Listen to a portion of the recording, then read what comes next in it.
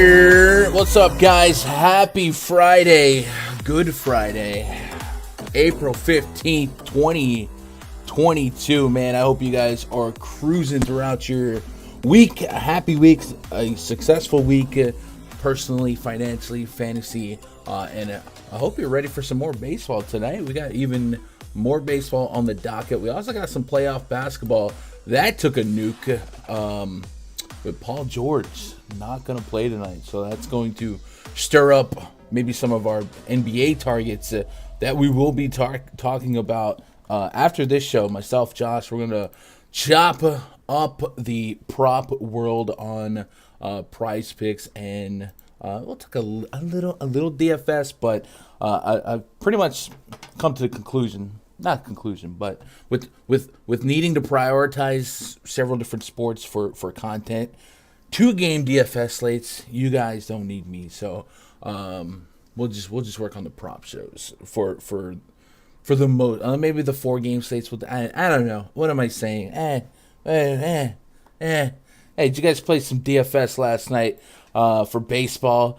Was another par for the course slate for baseball, right? Chalk pitchers get smacked, and it paid to be contrarian a little bit, especially if, unlike me, I'd grown sour to the Padres, right? Manny Machado, 5 hits, a homer, a pair of stolen bases. What a game out of him. Jonah Heim, I did have a piece of this. I was on record saying I'm going to have some Ranger stacks, man. People sleeping on the Rangers offense. It's a lot of fun. Musgrove, of course, hit some of my top lineups. I was also not playing Severino yesterday, and he got to 83 pitches, looked absolutely dominant up against the Blue Jays, and even more so against Vladimir Guerrero. Struck him out 3 times. Just incredible performance from him. You love to see that if you're a Yankees fan, which yeah, I am. Jared Kelenic on the main slate. Gossman had a solid game. But other than that, it was kind of pop for the course. It was just like the popular guys didn't quite explode. Being Ohtani, Charlie Morton picked up ownership. Guys like that, and then of course the Padres were a little lost in the sauce there, but it is what it is. Hey, onward and upward. Today has a lot of games, and I literally haven't even finished putting them into my spreadsheet, so I'm gonna get caught up to where I'm at, and then when we get to where we need to go, I'll add. I think I'm 3 games missing 3 games, so we'll do that. If you guys want to get access to the spreadsheet that I'm going to be referencing throughout the duration of this stream, just go to rundfs.com, click yourself VIP memberships, grab a week pass, 2-week pass, month pass, something like that, and we'll get you in there. Click VIP portal, and then click the links to the spreadsheet. But most importantly, click the links to the rundfs.com MLB Discord. That's the premium Discord. That's where the money's at. All right, process. Step 1, before we open up the book, let's open up Kevin Ross weather report, brought to you by Roto Grinders. Shout out to Roto Grinders. They got Minnesota at Boston. I don't believe this is on the main slate, but it's green. Baltimore game is on the main slate. Green, you'd love to see that. Giants at the Guardians. Says most of the rain should stay north over the lake. A few shower sprinkles could pass over Cleveland during the game, but it doesn't look like anything heavy enough to stop play. Winds out to right at 10 miles an hour. Irrelevant, though. Irrelevant thought. This may be a hot take, but I'm just looking at it now. If the automated forecast section, and I kind of like the guard. Okay, this guy. And then yellow for the White Sox and Rays. Says there's not really a lot of rain here, but the rain we do see is poorly timed. Light drizzle showers in the area from first pitch through game end. I assume they'll play through in light rain because, quote, dry doesn't look like it's going to happen.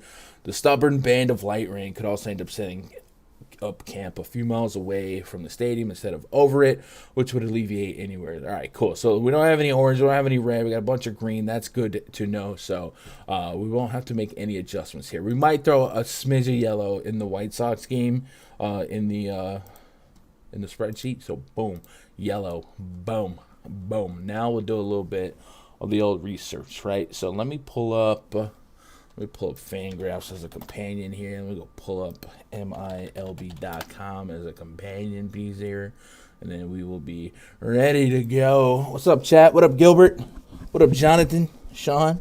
11-game main slate. What up, Justin Sports? Yeah, man, I'm going to try and get you guys thumbing, because we do have time constraints, right? I can't go over 2 hours, right?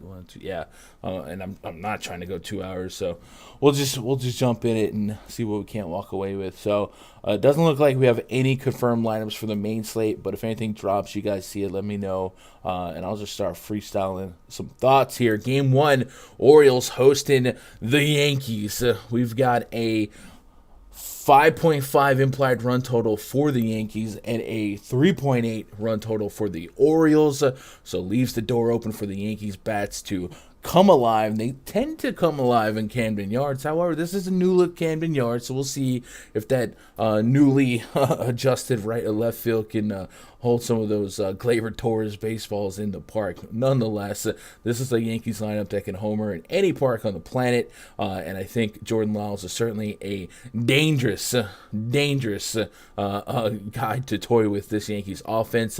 To start the season, the Yankees have had really high intense, meaningful division rivalry games, the Red Sox, the Blue Jays, and they've seen some really good pitching. So this is kind of going to be almost a reprieve versus some of the arms the Yankees have looked at lately. I mean, thinking about some of the names: Gossman, Hawk, Barrios, Manoah, right? Now they get Jordan Lyles. So hopefully all of those whiffs were saved and ready to make contact with a guy like Jordan Lyles, who is a contact pitcher. 16% K rate to lefties. You're only going to be looking at Rizzo, maybe Hicksy, I guess Gallo, and that's huge for Gallo. Gallo has been making contact with the baseball. He's probably one of the most unluckiest hitters in baseball. It's not necessarily a shift thing either. He's just sending rockets to gloves. So this could be a great get-right spot for him. Jordan Lyles against righties, a 295 average allowed, a 2+ home run per night over the course of the last 2 years against righties. I mean, this is just big-time spot for the Yankees offense. Can't really push back against it. The prices, I think these prices might actually be higher than Coors, but I'm with it. I wonder who would rest today. I think Hicksy got the day off yesterday. Booney has been rotating rest between everyone, DHing one guy. They basically have an extra infielder. We've seen Donald. It was basically LeMahieu. He'll start giving everyone breaks. So we'll see if they use that strategy here to give someone a day off of their feet. Yesterday, Higashioka was off. Jose Trevino played. Maybe it's Isaiah Kiner-Falefer's day off. Which I don't know, because he finally started getting on base yesterday and making some plays. So we'll see. If it is the full-strength Death Star lineup, I'm in on it. I am looking for movement in that leadoff spot sooner than later. We'll see if Donaldson hangs on to it today. But, man, DJ's looked really good at the plate. I would like to see DJ LeMahieu back in that leadoff spot. But stack-wise, for DFS-wise, we're going to stack some Yankees. So I'm going to go to my sheet here. I'm going to type Yankees. Definitely going to be a stack here. Do we want to pitch Jordan Montgomery here? Orioles implied for just 3.8. 8,800 on J-Mont. We can look into his first start a little bit, and check some boxes. He reminds me a lot of CC Sabathia with his mentality. And when I listen to CC Sabathia's podcast, R2C2, man, he loves some J-Mod. So they got that funk. They got that spunk, that fight, right? In the first game, Montgomery walked away with a 12% called strike rate, a 12% swinging strike rate, 64.7% first pitch strike. We'd like to see that come up a little bit. And then I'm looking for pitch count. He also got a hit off the back of the leg. It was like a first inning rocket. I want to say it was like a JD Martinez ball that jumped off and bit his the back of his knee. So we had some concerns about his health, but they got him ready to go. He went 58 pitches, so that's scary. I might be looking around 70, 75. So I'm probably going to leave him off the list for now. However, this Orioles lineup does present some strikeout potential. So if I could feel better about an elongated pitch count later in the day, I might be able to talk myself into attacking some of these strikeout rates. 25% on Mountcastle, Urias through Santander, Mateo, Gutierrez, Robinson Chirinos, over 1 and 4 K rates a piece. So I don't mind that. What up, chat? Oh my God, the government. Yo, chat, you guys want music or not? I'm cool with whatever. What was last night's slate? Greg, man, that happens. That's baseball. I kind of want to attack Rondon with Cleveland. Yeah. Oh God, career ownership. And as far as stacking the Orioles here, man, this Yankees bullpen has been something else. The Yankees have the second lowest pitching ERA in baseball through this young season, and they passed the eye test, man. Some of the guys they're pulling out of that bullpen, all those guys are pretty doggone good. So they do cut games in half, and if you get past Jordan Montgomery, there's not a whole lot of low-quality arms to pick on like some other pens might, have some back-end guys. Doing some guesswork here. If we get through Montgomery. So the Yankees don't like to use guys 3 days in a row. Chad Green did throw 4 pitches yesterday, so I guess that would follow the rule of not being in the game 3 days in a row. Loaizaga did not pitch yesterday, so I guess he would be available. But I would expect the game script of this one to be that the Yankees have a couple of run leads, so you might see some of these smaller used guys. And what I also might expect is Clark Schmidt. He looked like he was going to piggyback, or that he could be the piggyback option off of Jordan Montgomery. He came in after J-Mont against the Red Sox. I think Clark Schmidt could develop into a starter, and we might have a situation like last year where we're doing some piggybacking with Domingo Germán and J-Mont. So I do think if J-Mont has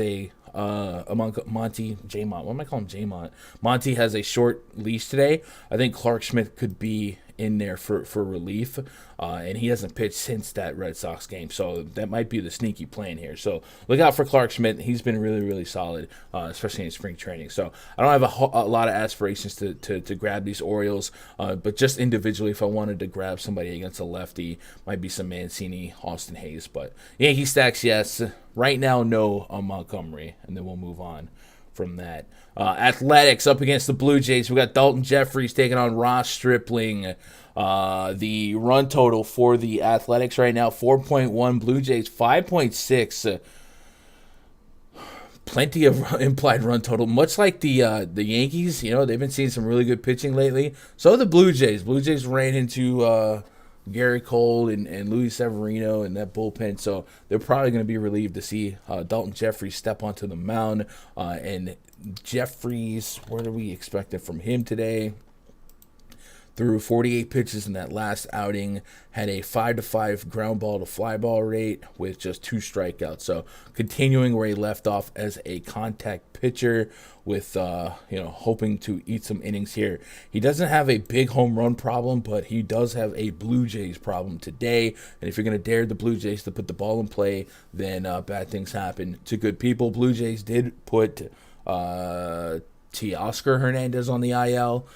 So this lineup, it does get a little watered down once you get past the cleanup spot here, right? Raimel, Tapia, Alejandro Kirk, Chapman, Espinal, Zach Collins. These aren't the Blue Jays you think of when you think of the Blue Jays, but they still have Springer, Bichette, Vladdy, Lourdes Gurriel Jr. So 1 through 4 is certainly going to be clickable, viable.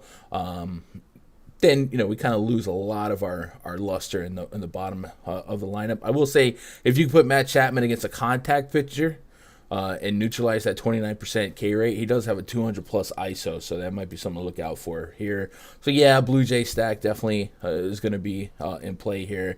Do we want to play some Athletics against Ross Stripling? Ross Stripling last couple years has had a really bad righty problem, and his strikeout stuff has kind of diminished, right? In 2019, 25% K rate, a low walk rate. It was keeping a ball on the ground, hard contact low, but the last couple years we've seen his xFIP just dramatically increase and the K rate decrease. So maybe we can talk ourselves into the Athletics. Athletics have proved to us that they can score some runs, right? First 2 outings for Stripling, an inning and an inning. So he's going to be the starting pitcher. Is he an opener or? On the 10th. So it was 5 days ago. So I'm not sure if he's if the plan here is to be an opener or not. I don't want to play him, but let's see. Does DK have a project? No. All right. So I mean, I guess he's going to be a starter, but I wouldn't expect it more than 2 or 3 innings if he is starting. And I'm not going to play him just because he has no really redeeming metrics or qualities that I want to grab in a pitcher here. I think the question is, do we want to play some athletics and maybe first of all isolate his metrics against righties? So the bomb detector's telling us, hey, maybe Chad Pinder could get him one. But through and through this athletics lineup, it's rough. So I'm not going to play Stripling. I might sprinkle a couple athletics here. I don't think I'm going to get to a dedicated A stack, and I'm not going to play Jeffries. I'm going to get to some Blue Jay stacks. So how do we throw a bow around this? I'm just going to put Blue Jays, no athletics, and again, no pitching yet after 2 games. So, yeah. What up, Kyle Stoppa? Cedric Mullins wrecked Yankees pitching last season. There goes Sean. Stats that don't matter. Tigers are bust. What a Chronic in the house. Shout out to Chronic from the land down under. Rangers opening roof. That's good to know. They opened last night too. Happy Jackie Robinson Day. There's something I can agree with. It's a day where everyone celebrates Mariano Rivera and wears his number. That's a joke. Rays at the White Sox. We got Dylan Cease up against Drew Rasmussen. A run total of 3.9 for the Rays, 4.3 for the White Sox. So really, really respecting the run prevention from both pitching staffs here. Sub 50-degree temps. We did reference Kevin Ross' weather report earlier. He did suggest that if this game plays, it's likely going to play through some nonstop drizzle, right? So understand we'll be dealing with that if we do want to target some of these pitchers. The Rays, with Drew Rasmussen on the bump, this is going to be at least his second time through, all right? What do we expect from him? He went 64 pitches in Game 1, so he usually go 10 to 15, the stretch ability. So 75, 80 pitches. Saw 3 strikeouts in that first game and did leave up a bomb with a 4-to-4 ground ball to fly ball rate. So what did the underlying metrics look like for Rasmussen? I don't know if I'm saying it right. Let's go game log. Let's go plate discipline. We'll look at a couple things. Play discipline. I don't know why I'm doing this because I don't think I'm going to play him. I know I'm not going to play him, but do I want to pick on him? Just a 9% swing and strike rate, 47% first pitch strike. That's not what you want. And then batted ball data for him in that first game. Hard contact was at 25%. That's good. The xFIP 486, Sierra, cool.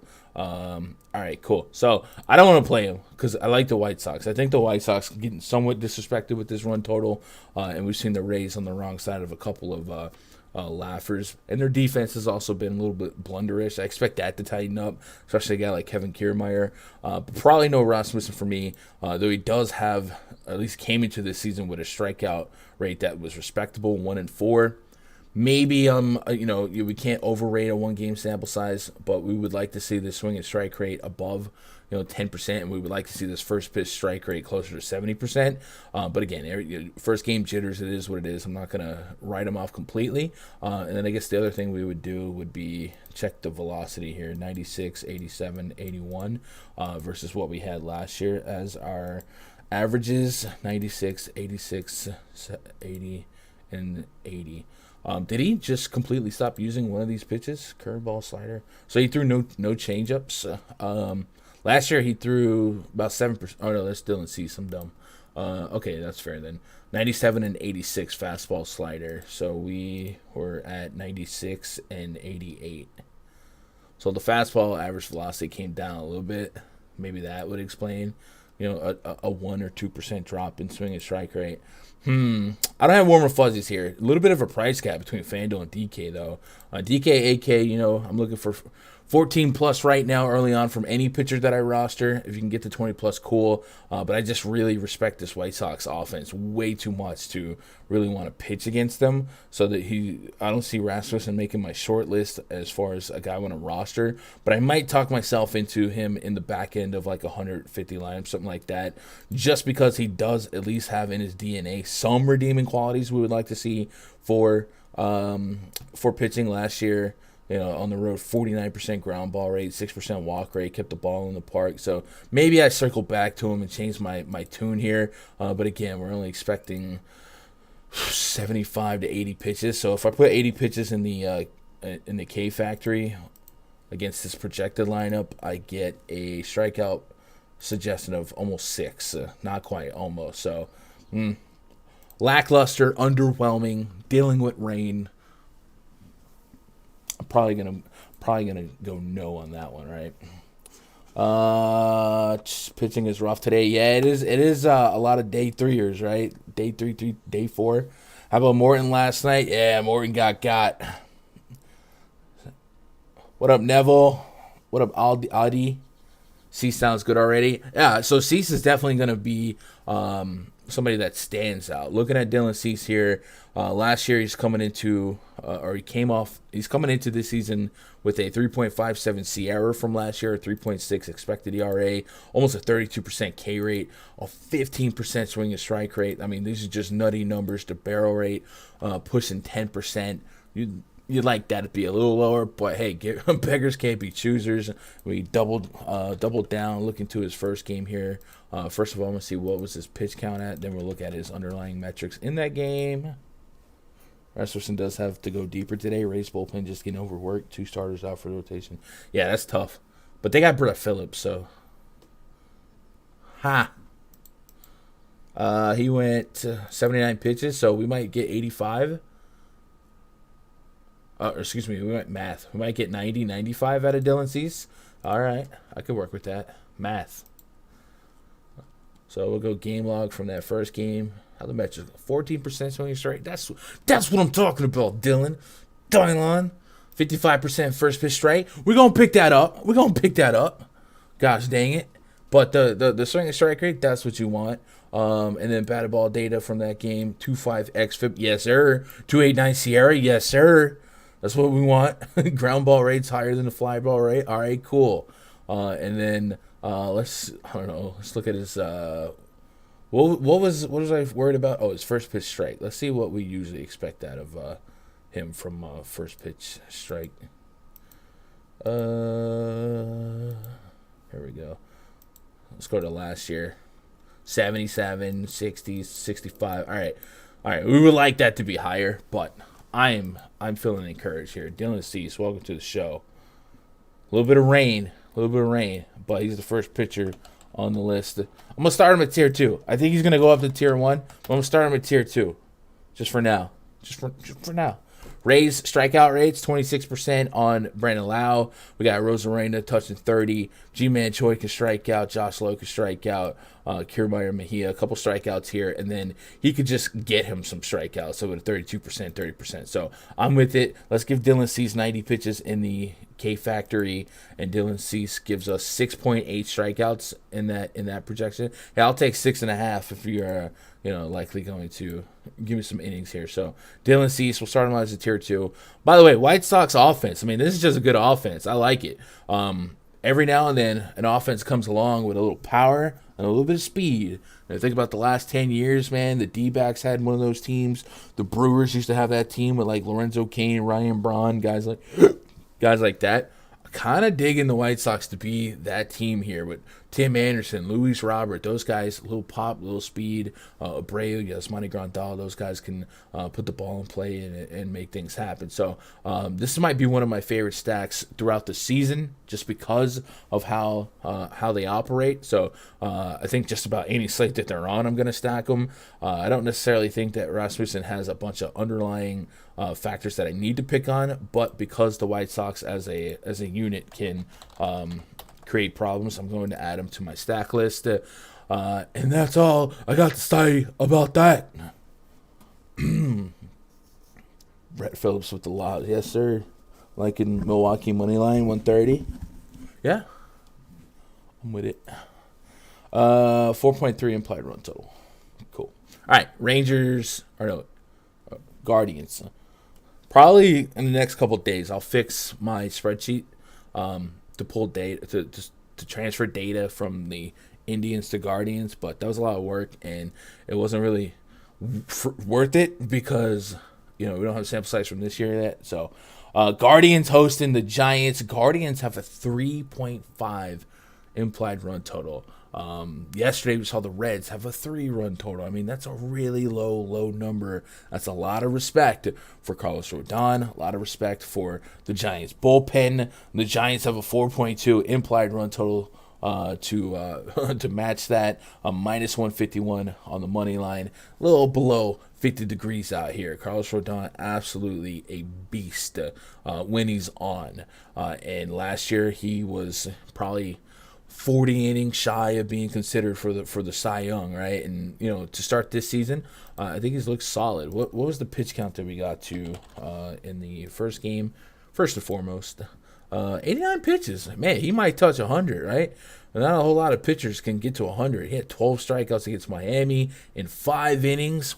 You would like to maybe see a little bit more efficiency innings-wise on that pitch count, but today might be different. Carlos Rodon, let's pull him up. While I'm pulling this up, I do want to give the Guardians their respect.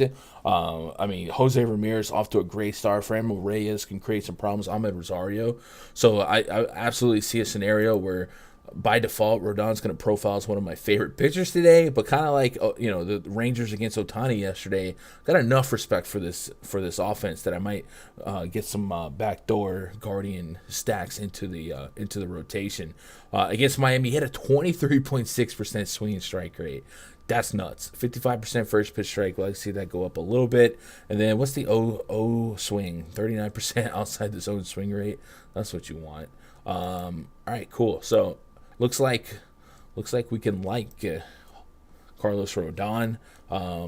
Last couple years, his walk rate's come down too, and that used to be a worry. Can he lose some hitters and get erratic, throw some balls, and start creating some base runners? It looked pretty tight. So I do like Carlos Rodon just naturally. We're gonna add him to the tier 2 a list for pitching. He may be able to go up if the rest of the slate doesn't offer some alternatives. But like I said, I think with the Indians, there are a couple guys I want to put together into a contrarian stack, maybe hedge the ownership that I'm going to have on Rodon. And Jose Ramirez, Framil Reyes, those are the main guys I want to spotlight. Zach Plesac on the mound for the Guardians. Last year, 255 average allowed 2 righties, a 17% overall really an overall strikeout rate to both sides of the plate, but the power came against righties. So the Giants do have a couple of righties in there, but they're going to come out more lefty heavy, so we can isolate the lefty numbers a little bit.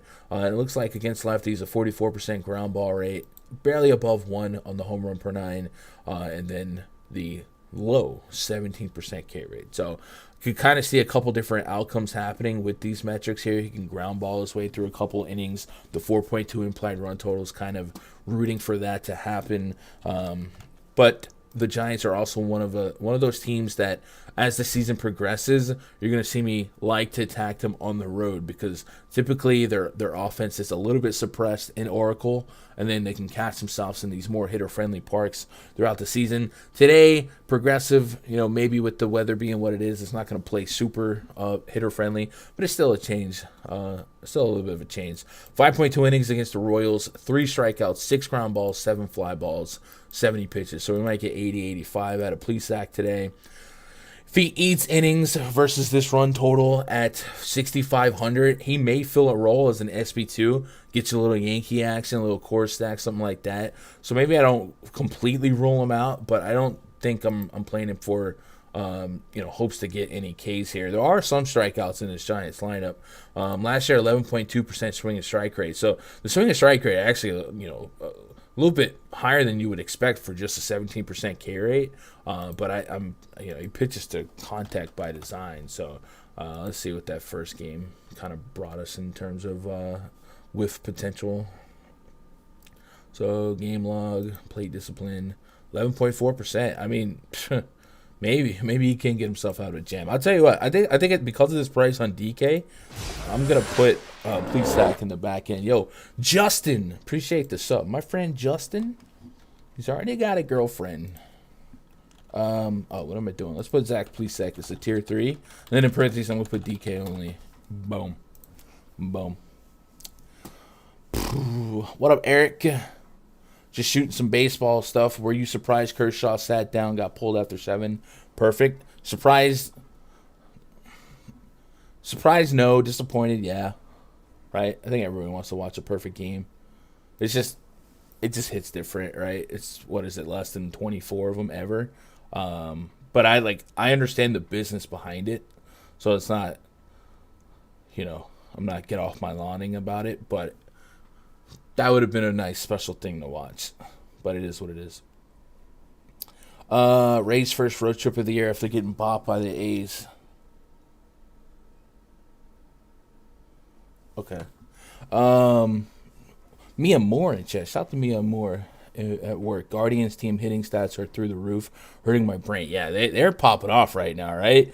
And, we thought this might be the tank job team, but then they extend Jose Ramirez like they did. Stephen Kwan out here looking like baby Ichiro, right? And it's just, are they going to be a little Cinderella story out there brewing in the AL Central? Yeah, what up, Conscious? Shout out to you guys. Appreciate the love, man. You guys are the best. All right, so I probably don't get the full stacks here, right? We'll just sprinkle whatever happens. But I'll get some exposure to both pitchers, sure. Rangers hosting the Angels. Shohei Ohtani last night. Not what you want, man. Not what you want. But I tell you what, we did. We did say we would get to some Ranger stacks, and we did get to some Ranger stacks. I will say I didn't have as much Jonah Heim as I thought I did. I think he was in like 1 or 2 of my Ranger stacks. It was like Mitch Garver in the catcher spot, right? Or Jonah Heim, like, you know what I mean? It just tends to give me more Mitch Garver than Jonah Heim in that spot. So I had way more Mitch Garver in my Ranger stacks, but I had 2 with him. Corey Seager. I just really like this Rangers offense, and I think people are going to continue to sleep on him for a little bit. And, last night people were eager running to Ohtani. And don't get me wrong, Ohtani is a beast, and I played him last night. It wasn't like I was anti-Ohtani. It's just in baseball we like to appreciate ranges of outcomes, and it was like very few people had a range of outcomes where Ohtani could get got. When you pop the lid on the roof and you put this team together, yeah, man, it happened. So I do like the Rangers going forward. There's just a fun group of names to put in a lineup. Today they are up against Reed Detmers. He is a lefty, and I believe he's fairly stretched out. I think we said 75 maybe. Yeah, 75 pitches his last start, so might be able to stretch up to 85, maybe even 90 on a good day. So maybe we can bank on some of these 1v1s for these Rangers bats. Marcus Semien, Mitch Garver, Adolis Garcia, all guys that can hit lefty with a lot of power. Mitch Garver, a 300-plus ISO against left-handed pitching the last couple years. I mean, that's a 4.42 bomb rating.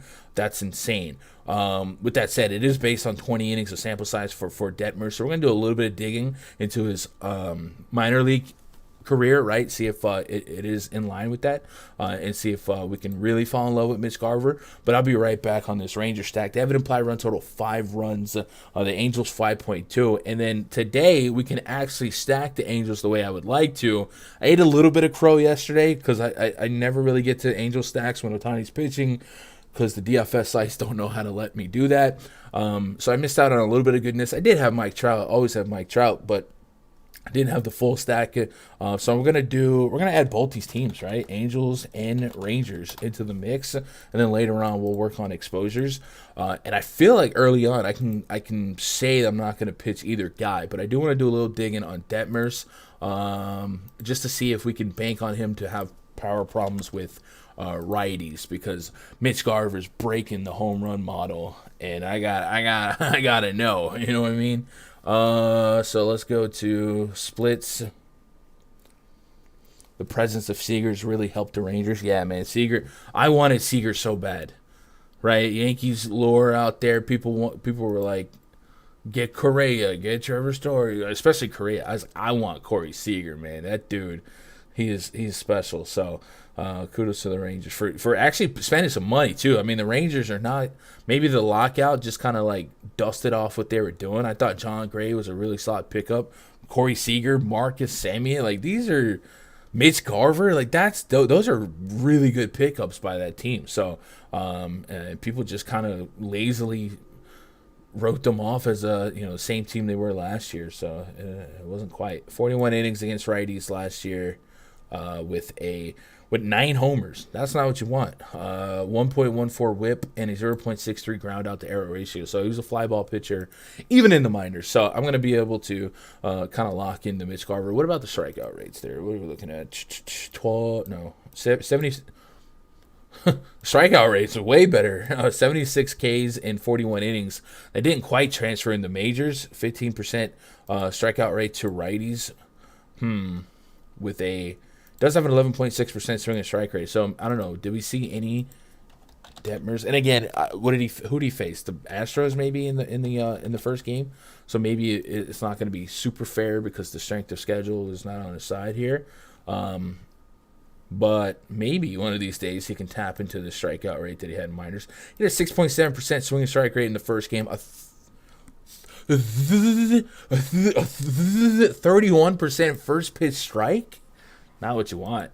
Not what you want. So yeah, give me the Rangers. Matt Bush. How many innings is Matt Bush going? He's just an opener, right? I didn't expect much. All right, opener. Do we know who's gonna follow him? Colby Allard. Allard's a lefty, right? If I'm not mistaken. So, yeah, we might get shot against a lefty. Yeah, sure. Rendon maybe. So we can turn the lineup over. And then we could type Allard's numbers in here so we can get a little bit of idea. Allard against righties, 1.7 homer per 9. Against lefties, 2.8 homer per 9. So, yeah, both stacks are going to be live for me. No pitching. We're not pitching here, right? What do you use to actually make your lineups? Mike, I use Fantasy Cruncher, man. Fantasy Cruncher is really, really good for baseball. It's good for everything, but for baseball, it really simplifies what could be a complicated process, and it's easy to take it for granted, but I use Cruncher. Yeah. If you guys didn't know, we actually have a partnership at rundfs.com with Fantasy Cruncher. So every package that you get through rundfs.com VIP comes with a little bit of credit towards Fantasy Cruncher. So, now you know. If you don't know, now you know. Cardinals at the Brewers. Miles Michaelis taking on Freddie Peralta. We have a run total of 3.9 for the Cards, 4.8 for the Brewers. Michaelis, a contact guy, 16.7% carry rate last year, less than 8% swing and strike rate, barrel rate a little bit, it was fine. So Michaelis is the guy that's going to purposely pitch the contact. Freddie Peralta, not so much. He wants to strike you out. 30% carry rate to lefties last year, almost a 40% carry rate to righties. A little bumpy start for all the Brewers pitching, it feels like. Peralta in his first start got to 88 pitches. That's a good sign. We might get 100 bullets in his gun today. Only 4 innings there, 4 walks, but he did get 6 strikeouts against the Cubbies. So let's look at Peralta's underlying metrics. Wrong Peralta. Oh, Willie Peralta. You remember him? Willie play discipline game 1, 12.5%. The 50% swing strike rate is not what you want. You want that to come up. But I have faith that it will. Last year, a bunch of 65, 85, 75. So it might have just been an off game for him there. But what we do like to see is that the swing strike rate was still there. And then I want to make sure that his pitch usage, or not make sure, I want to see if he's on track to be kind of linear with his pitch information, his pitch mix this year than he was last year. 57% on the fastball, about 93 miles an hour on it. 18% usage of the slider, about 80 miles an hour on that. Little curveball, a little changeup if you're nasty. So last year, Freddie Peralta used Fastball, slider, curveball, changeup. His fastball last year sat about 93.4 miles an hour, 80 on the slider. So 90. So he lost like a mile an hour right there. It looks like on the velo. Now it could get stretched back up. He'll start finding it, but that is a little bit of a downgrade. 93.4 to 92. It was half a mile an hour. It's not too dramatic. 79 on the slider. About 80. All right, cool. So it's Freddie Peralta. I got to trust and believe. This is one of those, I want to say unstoppable force and movable object spots, but I do have love for the Cardinals offense generally, so I do think I'm going to find myself playing them in spots that maybe the field doesn't perceptually understand why I would play them. For me, I just think they're a good team, but this is going to be one of those back of the player pool 5% or less stacks. And one of the things going Peralta's way is that this Cardinals team is pretty righty dominant, and Peralta against righties has nearly a 40% K rate, so he can kind of offset some of these low strikeout numbers and maybe tap into a couple Ks for guys that normally wouldn't offer Ks as much, such as an Arenado, Yadi Molina, guys like that. So I'm going to play both sides of this, but when you put all the pitchers on the slate on the table, Freddie Peralta definitely sticks his hand out and says, hey, I've got the ceiling that you guys want some exposure to. So we're going to add Freddie Peralta into the mix. I'm going to put him in tier 2 with Cease and Rodon. And Miles Michaelis, that's going to be a no for me, dog. I just don't really think he has the strikeout acumen that I want to add to the player pool here and pick on. With that said, man, the Brewers have been off to a rocky start. 3.2 innings in his first start, 77 pitches there. So he might get to 85, 90 pitches, but just really no fantasy upside. One of those good life day 3, day 4 pitchers. But what are you going to do for me to win 50K or something like that, right? So no Michaelis for me. Do I want to pick on him specifically? I'm not getting major power numbers here. I do get a nice run back on McCutchen and Hunter Renfroe, and especially a guy like Renfroe, if you can neutralize that 30% K rate with a guy that has a 17% K rate like Miles Michaelis, sure, chipping a chair for a ball to go over the fence. But otherwise, I'm really trying to dig into some power, and I'm more than likely just expecting Michaelis to be an average play or have an average day, which probably means that the Brewers don't break the slate, right? So that's all I got to say about that. Here, what up, Eric? Myron? Trout, what a waste of talent. Only one playoff appearance in his career. Man, don't start another Trout debate. Yesterday got a little funky. We just knew all the chat buzzing about Trout yesterday. He was absolutely going to homer, without a doubt. Tariq Skubal taking on Brad Keller. Tigers, Royals. Tigers have a run total of 3.9. We actually have a Royals lineup out and confirmed, so we can add that to the spreadsheet here. With Merrifield, Bobby Witt Jr., Salvador Perez on the cover. There's a reason for that, I promise. Andrew Benintendi in the cleanup spot. Carlos Santana, Hunter Dozier, Adalberto Mondesi, Michael A. Taylor, and Nicky Lopez. Boom. Confirm it. Boom. Tariq Skubal comes to this game with a 5.51 expected ERA last season, $1.25 on the whip, and almost a 14% barrel rate. His redemption is the fact that he can get you some strikeouts, and I think there's something there, right? There's something in Tariq Skubal that the Tigers are trying to tap out. But hopefully he doesn't become like another Matt Boyd where we just keep seeing the flashes and they just never happen. 4 innings in his first start against the White Sox. If I had to think of a lefty against a team and the team that I would not want to pitch a lefty against, it's probably the White Sox, right on up there as one of my favorites. Allowed 7 hits, 4 earnings, 5 ground balls, 5 fly balls. Didn't let one jump over the fence, 79 pitches. So I'm going to do a little bit of digging into the batted ball data in that one. So let's go to Skubal. Because I can guarantee you that Tariq Skubal is going to influence the top of the bomb detector today. I promise. All right, play discipline, 10% swing strike rate, so even that's lower than you would expect, and then a 50% first pitch strike. Not what you want. Batted ball data, hard contact, 37.5%, a little elevated, not bad, probably league average, but still high enough for me to target. And then fly ball rate was at 31%, the line drive rate at 37.5%, and then the pull rate, I love this number, 44%. So he's picking up where he left off. Again, respect to the White Sox here, but I do like some of these righty power bats in this Royals lineup. 4-1 on the xFIP.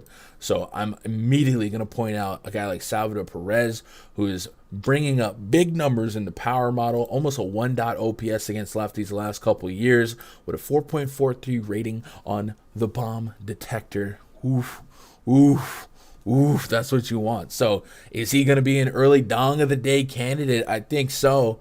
And then with Merrifield, if he can tap into, getting on base here, Bobby Witt Jr. is looking really strong. Bobby Witt Jr.'s price is still not caught up to him, so he's in a great spot, great protection, and potential RBI spot if Merrifield does get on base. So Royal stack, hey, we're doing it. We're adding the Royals to the list here. I know. I'm stacking everybody. I get it. I'm a scumbag, scumdacker, but it is what it is. Brad Keller on the bump for the Royals. He's got a 6.48 expected ERA last year, a 1.6 whip. Not what you want from a non-strikeout guy, right? These guys are supposed to eat innings and get you over to the next one, not pitch to strike, not pitching for strikeouts, stuff like that. So 7K on DraftKings, 9.4K on Fanduel. Just can't imagine there's any reason I would get to him. Let me make sure that there's not like a surprise new pitch or all of a sudden he's picked up. First of all, I'm gonna see what was his pitch count in the first game. 69. Nice. 5 strikeouts against Cleveland. Indubitably. A 13% swing and strike. What? 80%. Okay, hold up. Now wait a minute. Okay. All right. What's going on here? What are we doing, Brad Keller? What's different? What's different last year to this year? We need to do some research. Brad Keller.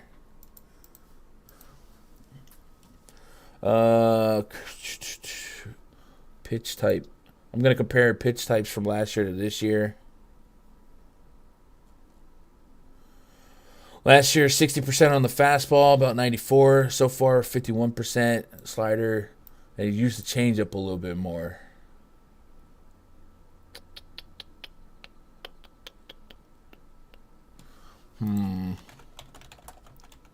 I've been counting.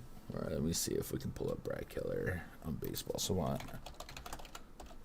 I typed in Baseball Savant because I'm a dopey.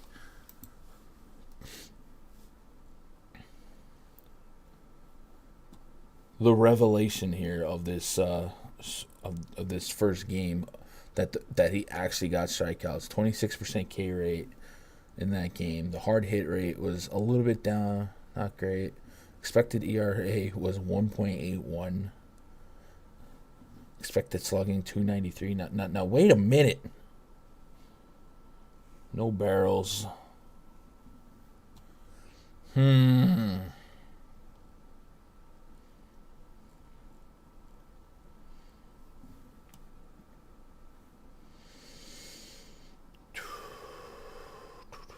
I might have to do some off-air research here, not to waste too much time on the air, you know what I mean? But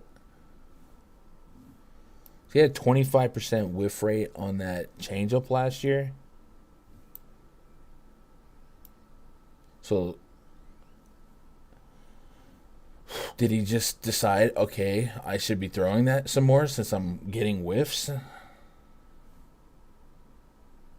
Because that looked like his punchy pitch. I don't know, he's getting strikeouts with the fastball too, or he's getting swing and misses with all of his pitches. Let me type a note. Gun research Brad Keller, and why he was not bad. Bam. I had to come back and look that up. That's weird. That's interesting. It is. Ooh, let's get caught up on chat. Make sure you sign up for Run DFS. Been cooking with Guns K Factory. Let's go, Eric. How'd you do last night? What up, Team Underground? On Texas and the Dodger stack. I won a little bit with the Angel stack. I was all over the Ranger stack, but I had in those Ranger stacks, I only had two with Jonah Heim. They had two catchers, Mitch Garver, Jonah Heim. I'm going to play Mitch Garver 99% of the time, and I did.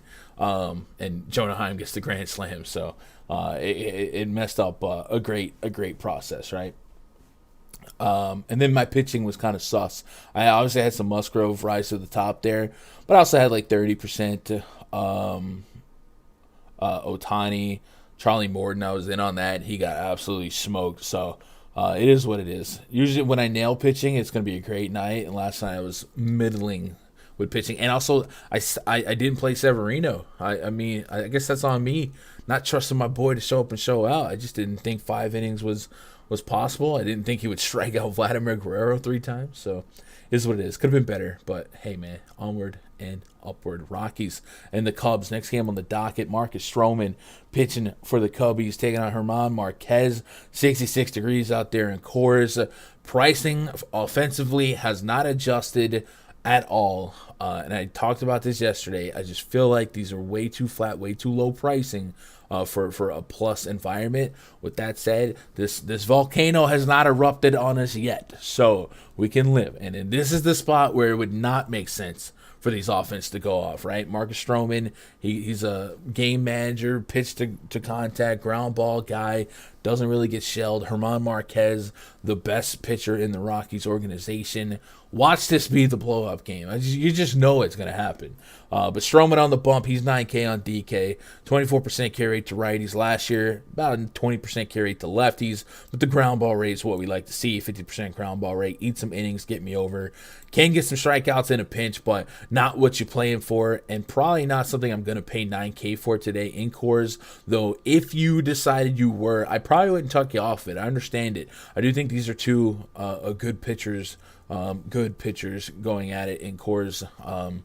But the run totals in Coors, what, 10 and a half is our run total, 5 on the Cubs, 5.3 on the Rockies. So I don't know, man. I guess we'll just play opposite the ownership. And on the Rocky side, German Marquez, he's 7,900. Now this Cubs lineup, man, as bad as you might think it is, and I still think the jury's out on whether or not they're great. I think Seiya Suzuki's good. I got love for Wilson Contreras and Frank Schwindel, guys like that. But whether you think they're good or not offensively, they don't actually strike out a ton. Just Wilson Contreras, Ian Happ, and Patrick Wisdom are on this team with an over 20% K rate. A lot of teens and a lot of low numbers here. So this might be a scrappy spot where the Cubs, and we saw this with that Brewers series, right? The Corbin Burns, Woodruff, guys like that. Like, this wasn't a team that sat down. It reminded me of the Marlins a couple years back, where they weren't juggernauts in terms of scoring runs, but they weren't really striking out a lot. And this might be something to watch for the Cubs going forward. So German Marquez might have his work cut out for him to tap into an upside game at AK. I think this game really comes down to what is going to be your approach with Coors today. Do you want to stack Coors because it's Coors Field? It could pop off. It's too cheap. Maybe the bullpens get in and get destroyed. Do you want to take these pitchers? And if you did, are you seeing the strikeout propensity or the points per dollar that makes it worth it? Like Marcus Stroman at 9K. Are you seeing? I guess the strikeouts are in this lineup, but are we thinking Stroman's gonna? He's barely he doesn't get strikeouts that aggressively as it is. Do we expect that to go up in Coors? Maybe. So I don't think there's a right or wrong way. I think we all have our own little game theory of how we're going to attack Coors throughout the season, especially when there's above average pitching perceptually. So I'm curious to see what you guys doing with this one. I think my approach would just do what the field doesn't do. You know what I mean?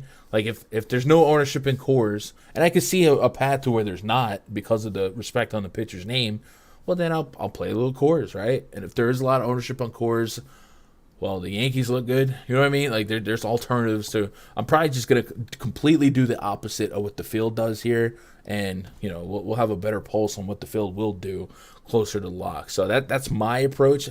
Do you guys have a read on this game? Because I tend to get a little bit lazy in analyzing cores just because it can get crazy real fast, quick, and in a hurry. Might need to check the wind and cores tonight. Just walk the dogs, and holy cow, it's windy. I don't remember reading about it, but yeah, that was something. So, according to what I'm looking at, the wind they're showing 10 mile an hour winds, but it's actually blowing inward based on where the field's at. So, yeah, I don't know, maybe something to suppress a bomb here. Tampa Bay lineups out. All right, cool. I guess we can. I'd say I got. Let's talk about 3 more games. Where are we at? We're only an hour in. Oh man, I'm throwing. All right, so let me add a couple games here. We'll go game by game here. We'll add it. There was 3 games I just ran out of time to put in. So first game is going to be the Braves at the Padres. Mackenzie Gore making his big league debut. He's supposed to be really good. I went and picked him up in my season long twice. Because he was like called up a week ago, but then sent back down. So I didn't know if they were, if it was going to be like a service time manipulation situation. So I released him in my season-long league, but I ended up getting him back yesterday. Once I saw he was starting today, no one got on it, and then right after I did it, ESPN app sent out a push notification saying you should pick up Mackenzie Gore, and that was like to everyone, right? So thankfully I got him first. Manny Machado, Jake the Snake Cronenworth, Luke Voigt, Eric Hosmer, Will Myers, Jurickson, Profile, C.J. Abrams. And then Mackenzie Gore. All right. We're going to do a little research on Mr. Gore. Kyle Wright, solid first game. If my memory serves me, maybe a little bit more solid than it should have been. I think both pitchers we're going to do some digging on. Kyle Wright, 6 innings in his first game, 2 hits allowed, 6 strikeouts, 76 pitches. So we might get to 85-90. And then a 6 ground balls to 5 fly ball ratio. So let's look at, first of all, let's do some Kyle Wright metric digging. See what the underlying the Metis say. Underlying Mets, I don't know. Trying to be cool, but it's not working. Play discipline on that. 16% swing and strike rate. Excuse me? What is up with these pitchers all of a sudden finding swing and strike rate? He had a 9.8% last year. Never got above 10, but in that game, he had 16. Okay, buddy. All right, well, why did that happen? Well, he had a 76% first pitch strike rate. Outside the zone swing rate. Okay, 45%. All right. We're swinging garden hoses out here. Let's see if he changed anything in terms of pitch mix. It's not crazy, and I just want to say it's not crazy for pitchers to be different season to season. Off season, they can add pitches, change pitches, find out what pitches work, what pitches don't. Use those pitches more. So I know some of this stuff I'm laughing at, but it's just because my eyes are not used to seeing this. So let's go batted ball. Yeah, 2.9 xFIP, so that's good. 23% hard contact rate, that's good. Pull rate was way down from the last couple of years in that one. Again, 1 game sample size. The ground ball rate's up. Infield fly ball rate was up. All right, cool. And then pitch type. Fastball used a little bit less. Gained some velo back. Looks more like his 2020 fastball. Stop using the slider. Used a whole lot of curveball. Is that the answer? So it just might be. So we're gonna go Kyle Wright. Let's see what his whiff rate is on curveballs. Maybe that's the answer. It's like, hey bro, your slider sucks. Stop using that. And maybe he did it. Maybe. All right. Last year his slider allowed a 289 expected batting average, a 923 slugging. Yeah, his slider sucked. Last year, his curveball, a 131 expected batting average, a 0 slugging. He threw it 19 times. So then he turns around and uses it this year 31 times. So I think that's what it is. So we'll take some notes here. 44% whiff rate on that. Last year it was same. So it looks like, and this is one game, and maybe some of you Braves fans out there can validate this information, but it looks like he said no more slider, I'll throw curveballs. And maybe Charlie Morton showed him how to throw a curveball.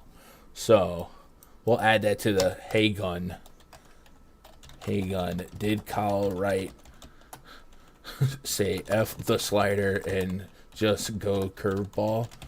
Because if that's the case, it looks like that would explain some of his change of results. And if that's also the case, then maybe 6,700 on DraftKings is something we can get behind as an SP2 option. You know what I mean? Curveball last year, we got some plus grades on the curveball for the Padres. We saw it last night too. So maybe we'll taper our expectations here, but that's something to keep an eye on. And then Mackenzie Gore, we'll do some minor league research on him.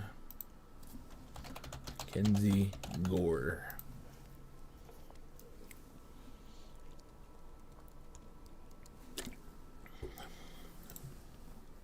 So this guy's supposed to be a beast, by the way. I think he's their number one pitching prospect.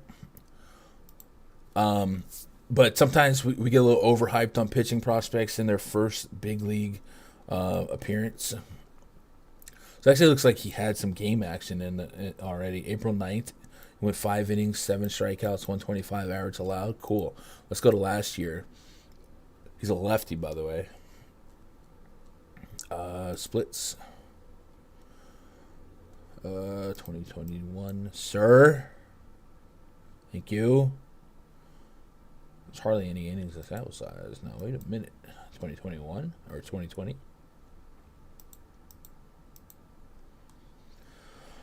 Hmm.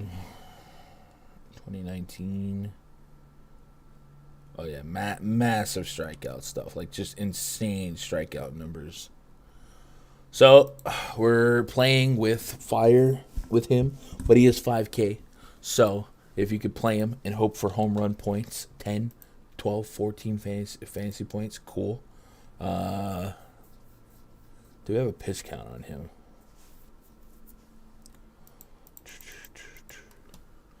So, he did go, we said 5 innings in that. 5 innings in the first start in the minors. Yeah, 5 innings there.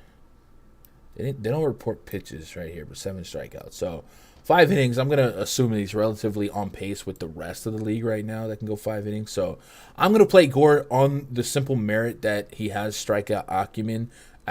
So it's not gonna be a high confidence click. So let's add him to the tier 3. Mackenzie Gore, and this also might be a DK only play, hoping for some efficiency stats. Don't know if we can apply him for the win or nothing like that. And then also, I think I'm gonna put Kyle Wright in the mix and see what the heck's going on there. But like we said, the Padres can hit the curveball, and they did it last night. So tapering my expectations. I just think the 5K and the 6.7K price tag could fill out an SP2 role in the back end of 150 lineup. So fine, I'm fine with it. Let's add the Astros and Mariners game to the spreadsheet.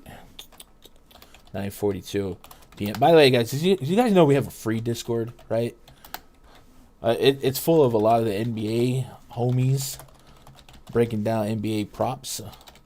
But I also play MLB The Show, and nobody else plays it with me. So if you do play the show, or if you want to grind challenges, share your pack opening, stuff like that, it'd be cool to get that one going. My boy Rich, he packed Garrett Cole and Salvador Perez in the same pack yesterday. Some guys, man, all the luck. Jaco Dreezy, Mariners. I've been counting Pena. I need to get some stats for Pena uploaded. Thank you, France. JP Crawford, Eugenio Suarez, Jared Kelenic, Julio Rodriguez, Luis Torrens, and Marco Gonzalez, man. You guys think Marco Gonzalez is finishing the season on a big league team? He had a rough first start, man. His metrics don't look like they're going to be in for a fun night. Jake Odorizzi on the bump against Marco Gonzalez. 4.5 run total for the Astros, 4.3 for the Mariners. Less than 50 degrees out there in T-Mobile, but it's kind of a weird stadium where I don't think the weather's going to be as, I don't know. We'll see what they do. Yeah, so Odorizzi, last year, 4.63 expected ERA, $1.25 on the whip, less than 10% swing and strike rate, about 9% barrel rate. Does have a home run propensity to righties, 1.8 last year to righties, 4.9 the season prior, though that 4.9 isn't just 13 innings, so kind of take that with a grain of salt. But the fact that he is allowing righties to dig into some is something to be careful with, looking at guys like Mitch Haniger, Eugenio Suarez, guys like that look like they have 4+ rating in the bomb detector as is. So keep an eye on that. I don't have a lot of intentions to pitch Odorizzi, although we got to do our due diligence. Maybe we find some nuggets like we're finding here with Kyle Wright. He went 4 innings in his first start, 2 strikeouts. Now what you want, 66 pitches. So maybe 75, 80 pitches today. And I'm assuming his swing and strike rate was not anything surprising with two strikeouts against the Angels. Man, you can get some accidental strikeouts once you get to like the bottom 5 of that lineup. So, but we will look. Game log, play discipline. So yeah, 6% swing and strike rate. So no, he's pitching to contact, and then we are looking for fastball at 92. He's throwing a lot of that. A little bit of that cutter. Change it. All right, cool. I'm not pitching Jake Odorizzi, and then I'm not pitching Marco Gonzalez. Marco Gonzalez, a fly ball pitcher by design, but we are seeing that his ability to keep the ball in the park struggles at times, and it struggled on opening day where the Twins went ballistic off of him. So I want to pick on him while we can, because I'm not sure how much longer he's going to stick around. But maybe I'm wrong. 2 innings in that first game, 61 pitches, gave up 3 bombs. Byron Buxton, I think, got him twice. And I want to say, was that the game Gary Sanchez hit the grand slam? I think that might have been off of him. So yeah. Big home run guy, big fly ball guy. He's not going to change now. So Alex Bregman's going to look really, really nice. He's got a 1. OPS against lefties last couple of years, a 4.27 rating on the bomb detector. Altuve, we know he can hit lefties. I mean, there's a lot of green here against a lefty, and especially against a lefty that's daring you to put the ball in the air. A 230 ISO for Altuve, even Brantley. Not Brantley. Even Bregman at 275 ISO, 283 on Yordan Alvarez, 230 on Gurriel, Tucker, lefty on lefty magic. So we're gonna be stacking Astros like our lives depended on it tonight. So Astros, welcome to the stack list. Boom, not touching either of these pitchers.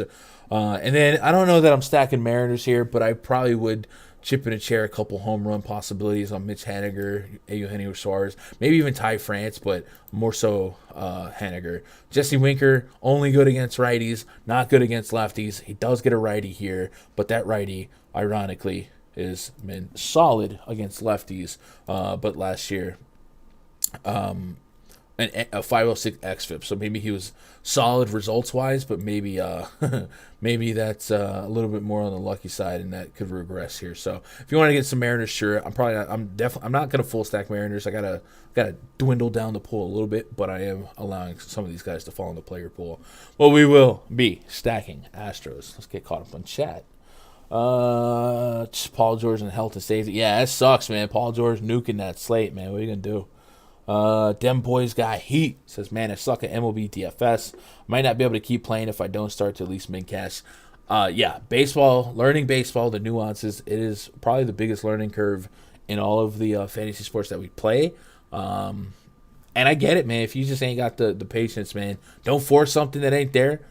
It took me years to kind of really develop a understanding of the metrics, the predictive metrics, what is actually important, what's noisy. Like people, BVP is noisy, hit streaks is noisy, players against this team, noisy. Like all that stuff has no predictive value on what's going to happen today. And if you are new to MLB DFS or MLB betting, and you start looking for content out there, a lot of content is not with the times, and they're touting BVP and history against the team, and it's just like, it's the blind leading the blind out there. So hopefully, you guys find some value in this content, but also just find some success in MLB and MLB DFS. My suggestion would be to try and get to a point where you can get to 10, 20 lineups. I know there's some pride in having one lineup, but the variance in baseball, man, I just couldn't sweat that one lineup. Maybe get to a point where you can go 10, 20 lineups. Find yourself an ability to spot ranges of outcomes. What the heck was that? Guys, this is kind of creepy, but I just felt like a big breeze on my foot, and maybe it was the cat. It's like paranormal. Anyway, find yourself ability to maybe see 4 or 5 teams doing well, and then stack those 4 or 5 teams. Find 3 or 4 pitchers, and just kind of mix and match. I definitely think that's the way to go. So don't feel obligated to play one lineup, because when you play one lineup, you're just, man, there's so much that can go right, so much that can go wrong. So if you're struggling, hit me up on Twitter. Hit me up on you can be in the free Discord. We'll see what your current approach is. I like to run 50 lineups, 50 to 100, and go from there. But I don't think it's that realistic to expect somebody who's never played baseball before to be able to run 50 to 100 within a week. You know what I mean? So I want to get you guys built up. Let's build your pitch count up when it comes to DFS, and we'll go from there. I also want to say, if you are new to MLB DFS, this portion of the season, cooler temperatures, better pitchers, bullpens getting more involvement, so it's hard to predict the matchups because pitchers aren't stretched out. Short spring, the dead ball, the new rosin. There's a lot of stuff that is new, so it is changing the game a little bit. And maybe if you come back in 2 months when temperatures are higher, you're going to see more offense start to flourish. I mean, there's a lot of hard hit balls dying at the warning track lately that it's not going to be quite the same in the month of August. So there's just so much happening right now that I wouldn't be down on yourself and your process. But if you aren't winning like you want to be, maybe push back the buy-ins, right? If you're a $50 a night guy, cool. Maybe become a $20 a night and go play in the quarters or whatever, and just learn the game, right? The game's not going anywhere. 162 games, like, you're gonna have plenty of time to build yourself up, but start modestly, and then try to swim around with the sharks a little bit more. All right, one more game we need to add to the list. The Astros are awful right now. They weren't awful the other night when I stacked them against the Angels. I'll tell you that. Small sample size, but the Astros have lit up Gonzalez. Yeah, I mean, Gonzalez he's oof. He's oof. All right, main event tonight. We got the Reds. Tommy Pham. Tommy Pham wasn't in the lineup yesterday. Nick Senzel. Jake Fraley. Brandon Drury hit a bomb yesterday, I believe. I believe that's his second on the season. So that's our Reds lineup, Dodgers lineup. Mookie Betts, Freddie Freeman, Trey Turner, Max Muncy. Not funky. Guys, did you guys think maybe it's a prideful thing, but you guys think I'm the fastest typer in DFS? Like, is that my thing? Can I be the typer guy? All right, no confirmed lineups, but that's our projected lineups. Vladimir Gutierrez up against Tony Gonsolin. We're not playing Vladimir Gutierrez. Not today. Not ever. Not against the Dodgers. Just can't do it. Dodgers, 5.7 implied run total. That's a lot of runs that are being implied, if I'm being honest. If we look at the rest of the slate here, Yankees have a 5.5. The Blue Jays a 5.6. We go to Coors Field. Both teams are like 5. The Dodgers are projected to score the most runs on this slate. So we probably want to stack some Los Angeles Dodgers on both sites. No, they're looking pretty good, and we may not have to pay all the way up at pitching today. So Dodger stack in play, Vladimir Guerrero Gutierrez, not to, Tony Gonsolin, I don't think is in play, right? I don't think his pitch count is up. I'll double check.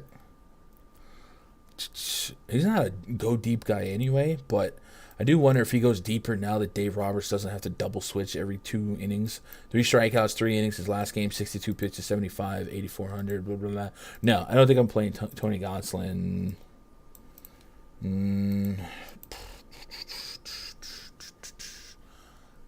How often can Tony Gonsolin gets like 16 fantasy points here? It might be above 0. 3.5 run total. We got some strikeouts here. I don't know. Let's see what got. I slept on Severino, but obviously Severino is a beast. So let's go game log. Let's look at game 1. I want to see what the swing strike rate first pitch. The first pitch strike is extra important today. 53%. I need 70. If you're going to be 75 bullets, 14.5% swing strike rate, though. That's what you want. Batted ball data. Keeping it on the ground. Yes, we are. Keeping it in the line drive as well, though. That's not what you want.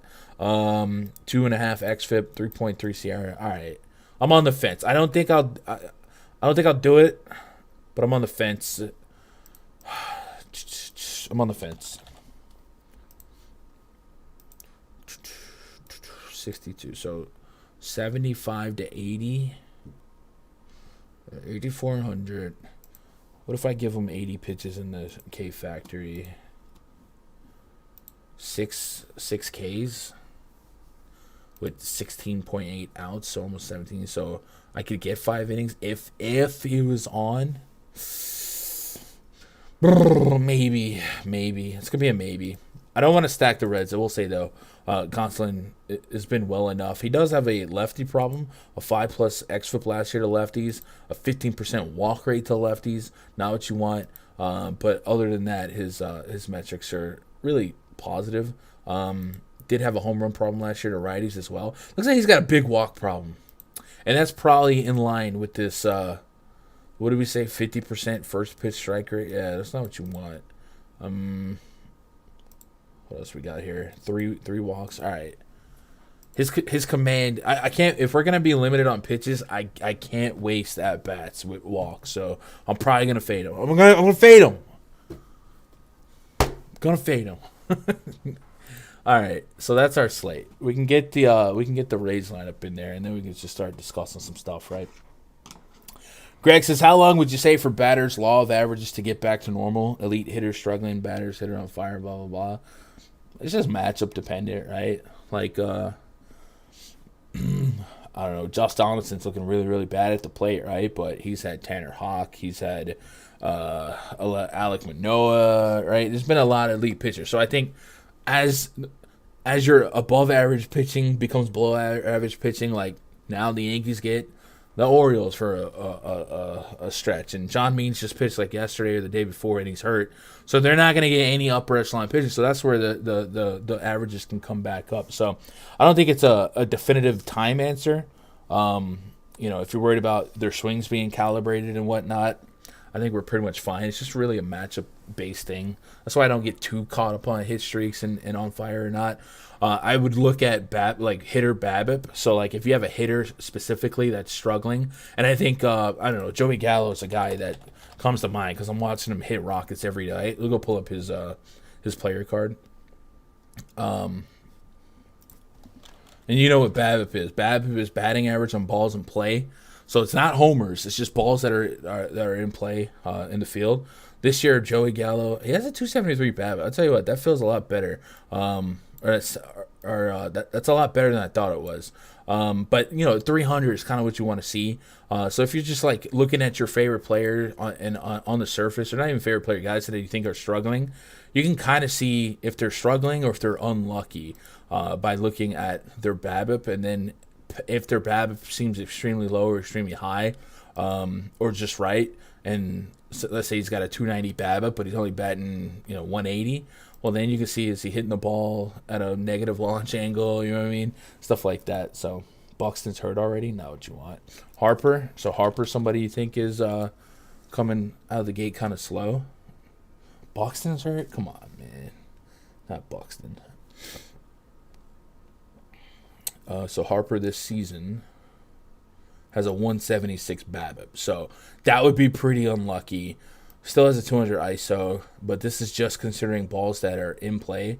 So 31 plate appearances for Harper, 176 BABIP, a 160 average. So yeah, he's definitely been unlucky. And when it comes to these like power lefties, sometimes it could be the shift. A lot of teams will put their shortstop in right field, and you'll see a lot of guys ground out to right field.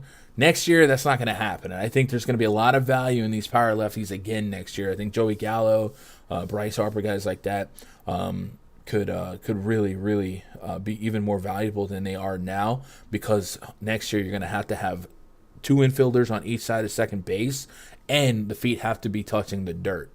So this is the last year of the shift. What happened to Buxton? I don't know. I'm not watching the game, but that sucks. Buxton is always wrestling with injuries, so hopefully it's nothing, because he can be one of the best players in baseball. So you guys say that a Rays lineup came out. We can get that punched in against the White Sox, see if that changes anything for us, and then I'll probably try and get some hot pockets, watch a little of afternoon baseball, and then we'll do a basketball stream here in a little bit. Brandon Lau, Wander Franco, Randy Rosarena, G-Man Choi, Yandy Diaz, Josh Lowe, Manuel Marco, Kevin Kiermaier, Francisco. So it's literally as projected. Let's go. You guys want to take a look at the bomb detector? Cool. I'm just assuming that everyone just said, yeah. Let me make sure I got all the games in here. Boom. Yes, we do. Let's go bomb rating. Top of the... Oh, my God. All right, so we can't... All right. Angels, I'm sorry. We got to take you out of here. You're just going to false advertise. I do like the Angels, but it's based off of 2 innings and sample size for the pitcher. We just can't allow that to happen. Let's look at actual sample size. Salvador Perez, a 4.43 rating on the bomb detector with big sample for him and the pitcher. That's my dong of the day. That was my dong of the day. It's got to be. So let's put him in the power call section here. Salvador Perez, boom. And then past him, who we liking? It looks like a catcher day. Look at this. Mitch Garver's up there. Now, we only have 15 innings of sample size going into the batted ball data here, but I'm fine with that. Aaron Judge? Judgy? Why would the bomb detector be liking Aaron Judge? Well, Jordan Lyles, 2+ home run per 9 last couple years to righties, a 40% hard contact rate, 36% fly ball rate. And just out of curiosity, if you will hear me, I wonder what his pull rate is. Also, how often does 2 Jordans go at it and pitch? You know what I mean? 2 pitchers named Jordan? That seems like that's not a common thing. Baseball's beautiful.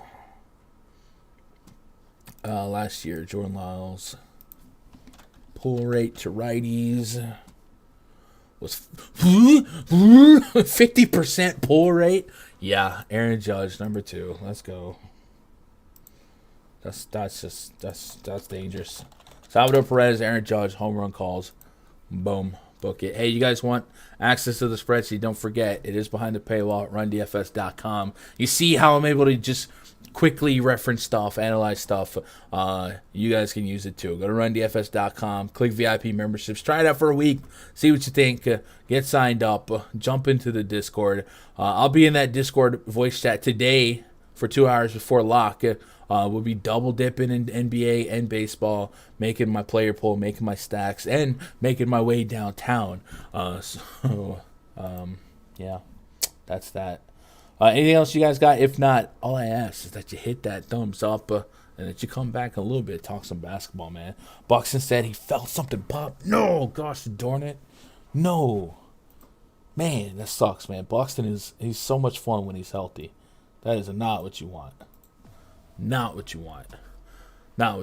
Oh, I didn't push PrizePicks. Hold on. We gotta do the PrizePicks plug. I'm sorry. All right, pretend like this was smoothly transitioned. Oh my gosh, guys. if you want to minimize the sweat of having to create lineups or having to sweat two pitchers or having to worry about pitch counts, man, you can get on PrizePicks.com. Hey, we just said Aaron Judge and Salvador Perez look pretty good for home runs today. Well, you know what I would do with that information? I would go to PrizePicks.com, and if I wasn't signed up, I would sign up using code GUNDACKER, because if I did that, I would be able to double my first deposit up to $100. So I could say, here's a Benjamin. They would say, oh, cool, here's two. Have fun at the slot machine. Cool. And then I would go into the lobby, and I would find Aaron Judge fantasy points. I would find Salvador Perez fantasy points. I would click their names. I would click over. Boom, power play, two of them, and let's go. So, yeah, that's what I would do. If you guys want to do that, this is what the lobby looks like.